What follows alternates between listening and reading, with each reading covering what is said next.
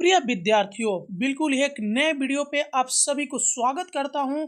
और यह जो वीडियो है कक्षा 11वीं के विद्यार्थियों के लिए है। विषय हो रहा है हिंदी। और इस वीडियो में मैं आप लोगों को राजे ने अपनी रखवाली की हिंदी का एक कविता लेकर आया हूं, जिसके कवि है सूर्यकांत त्रिपाठी निराला जी।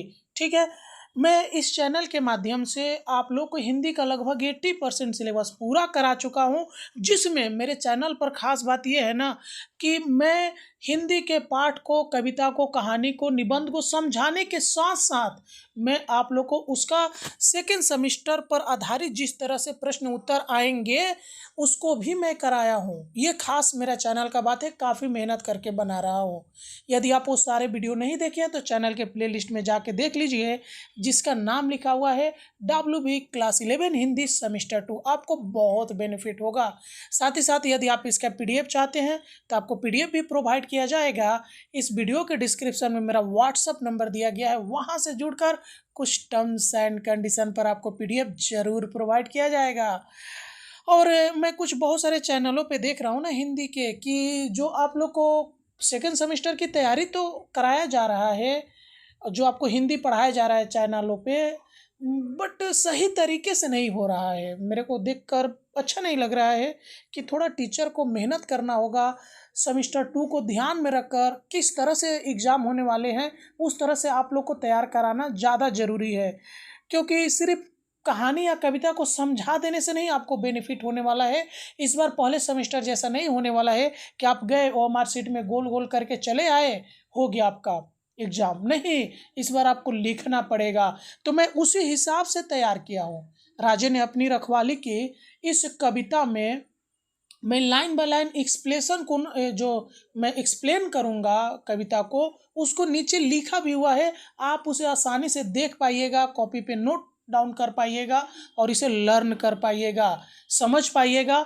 जो आपको अपने राइटिंग और मात्राओं पर आप विशेष रूप से ध्यान दीजिएगा, नहीं तो आपका काफ़ी नंबर इस बार कट जाएगा।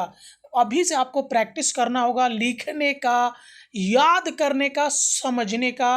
काफ़ी जो सेमेस्टर 2 है आपके लिए टफ होने वाला है एग्जाम। तो ये जो राजे ने अपनी रखवाली की, जिसके कवि सूर्यकांत त्रिपाठी निराला जी है, इस कविता के माध्यम से वो तत्कालीन समाज के शासक वर्ग के ऊपर कटाक्ष किया है। यदि हम सूर्यकांत त्रिपाठी निराला के समय में अगर बता दें कि जो शासक वर्ग थे वो अंग्रेज थे। हमारा देश जो था अंग्रेजों का उपनिवेश था, गुलाम था। और अंग्रेज जो थे अपनी सुविधा के अनुसार, अपनी सुरक्षा के अनुसार विभिन्न तरह के नियम बनाते थे। अपने अपने लाभ को ध्यान में रखकर, अपने सुरक्षा को ध्यान में रखकर वो हर तरह के नियम बनाते थे। तो ये जो कवि है उनके ऊपर बहुत गहरा और जोरदार प्रहार किया है, कटाक्ष किया है, व्यंग किया है कि राजा के माध्यम से वो बताना चाहते हैं कि राजे ने अपनी रखवाली की। उनके समय तो राजतंत्र था नहीं, उनके समय तो था अंग्रेजों का शासन था हमारे भारतवर्ष पर। तो वो उन्हीं के ऊपर कटाक्ष किया है। उनका जो मूल संदेश माने उन्हीं को जाता है। आंतरिक रूप से वो यही बतलाना चाहते हैं राजे के माध्यम से, राजा के माध्यम से। ठीक है, तो ये आप थोड़ा ध्यान रखिएगा। तो इस वीडियो में हम लोग लाइन बाय लाइन इसके एक्सप्लेनेशन को देखेंगे, साथ साथ उसका नीचे लिखा हुआ है ये भी आप ध्यान दीजिएगा। ठीक है, तो वीडियो को लाइक करिए, चैनल को सब्सक्राइब करके रखिए। सेमेस्टर 3 और 4 में भी इससे आपको लाभ होगा। और साथ ही साथ कमेंट करके बताइए कि आप किस डिस्ट्रिक्ट से मेरे वीडियो को देख रहे हैं। तो चलिए देख लेते हैं राजे ने अपनी रखवाली की कवि ने कैसे अंग्रेजों के ऊपर कटाक्ष किया है राजे के माध्यम से। देखिए, राजे ने अपनी रखवाली की किला बनाकर रहा, बड़ी बड़ी फौजें रखी। यानी इसका क्या होगा, आपका अनुवाद देख लीजिए, भावार्थ देखिए लीजिए कि राजे ने अपनी सुरक्षा का पूरा ध्यान रखा। इसके लिए उसने किले बनवाए और विशाल सेनाएं संगठित की ताकि उसे किसी तरह का खतरा न हो। आगे, चापलूस कितने सामंत आए, मतलब कि लकड़ी पकड़े हुए। यानी जब राजा है, जो शासक करता है, शासक वर्ग है, तो उसके पास तो चापलूस आएंगे ही। ठीक है, जिसके पास पैसा होता है, शक्ति होती है, उसके पास तो चापलूस भरे रहते हैं। यानी राजे के पास कई सामंत माने राज्य के छोटे छोटे शासक आए जो चापलूसी में लगे हुए थे। उनका मुख्य उद्देश्य अपना स्वार्थ साधना और अपने मतलब को पूरा करना था। कोई भी राजा के पास क्यों जाएगा? राजा के पास क्यों जाएगा? अपने स्वार्थ सिद्धि, अपने आवश्यकताओं को पूर्ति करने के लिए ही तो जाएगा। चापलूस लोग का तो काम ही होता है चापलूसी करके अपने काम को निकाल लेना। कितने ब्राह्मण आए पोथियों में जनता को बांधे हुए, और ब्राह्मणों के माध्यम से वो क्या बताना चाहते हैं, वो चापलूस को ही दिखला रहे हैं कि कई ब्राह्मण माने धार्मिक वर्ग के जो लोग हैं आए, जिन्होंने धर्म ग्रंथों के माध्यम से जनता को धार्मिकता में बांध रखा ताकि वे अपनी स्वतंत्र सोच विकसित न कर सके। ये राजा सारे प्रबंध अपनी सुरक्षा के लिए ही, अपने लाभ के लिए ही किया था। कवियों ने उसकी बहादुरी के गीत गाए, लेखकों ने लेख लिखे, ऐतिहासिकों ने इतिहास के पन्ने भरे, नाट्य कलाकारों ने कितने नाटक रचे, रंगमंच पर खेले।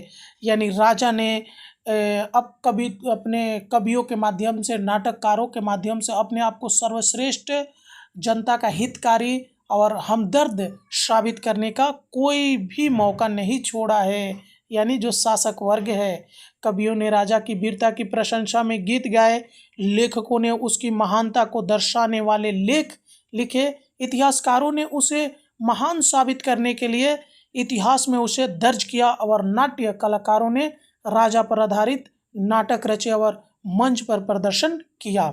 आगे देख लीजिए, जनता पर जादू चला राजे के समाज का। यानी राजा और उसके समाज का प्रभाव जनता पर इस प्रकार पड़ा कि लोग उसकी भव्यता से मोहित हो गए और उसे आदर्श मानने लगे। लोक नारियों के लिए रानियां आदर्श हुई और सामान्य महिलाओं के लिए राजा की जो रानियां थी, पटरानियां थी, वो आदर्श बन गई, जिन्हें उन्होंने अपनी प्रेरणा के रूप में देखा था। और धर्म का बढ़ावा रहा धोखे से भरा हुआ। यानी राजा और उसके समर्थकों ने धर्म का ऐसा प्रचार किया जो छल और कपट से भरा हुआ था, जिसमें वास्तविकता और सच्चाई कम और भ्रम अधिक था। उसके बाद देख लीजिए आप लोग कि लोहा बजा धर्म पर, सभ्यता के नाम पर खून की नदी भी बही। ठीक है, यानी धर्म और सभ्यता के नाम पे लड़ाई झगड़े और युद्ध हुए, जिसमें निर्दोष लोगों का खून बहाव और हिंसा की घटना ये हुई। आंख कान मूंद कर जनता ने डुबुकियां लगाई, और जनता तो जनता होता है, वो तो असमर्थ है, असहाय है, क्या करेगा? शासक वर्ग जो करेंगे वही सुनेगा, हाथ पे हाथ रख के देखेगा, उसके पास क्या है। जनता ने आंखें और कान बंद कर लिए और बिना कुछ सोचे समझे इस धार्मिक और राजसी प्रपंच में खुद को शामिल किया। आंख खुली, राजे ने अपनी रखवाली की। अब जब जनता को आंखें खुली, वो तो पहले से भी जानते थे, लेकिन फिर भी कवि बतला रहा है कि लेकिन जब जनता की आंखें खुली तो उन्हें एहसास हुआ कि राजा ने वास्तव में सिर्फ अपनी ही सुरक्षा का ध्यान रखा और अपना ही स्वार्थ साधा। और देखिए, इस प्रकार इस पूरे अंश का सार यह है कि राजे ने केवल अपनी सुरक्षा और भव्यता को बनाए रखने के लिए कई तरह के प्रपंच रचे और जनता को लोभ भ्रम में रखा। अब चलिए अगले वीडियो में इससे संबंधित किस तरह के प्रश्न हो सकते हैं मैं बताऊंगा। 3 मार्क्स का प्रश्न, 5 मार्क्स के प्रश्न कैसे हो सकते हैं, और 2 मार्क्स के प्रश्न कैसे हो सकते हैं। अगर अभी तक आप वीडियो को लाइक नहीं किए हैं और अभी तक आपने देखा है तो इसके लिए बहुत बहुत धन्यवाद। मिलते हैं किसी और वीडियो में, तब तक के लिए जय हिंद।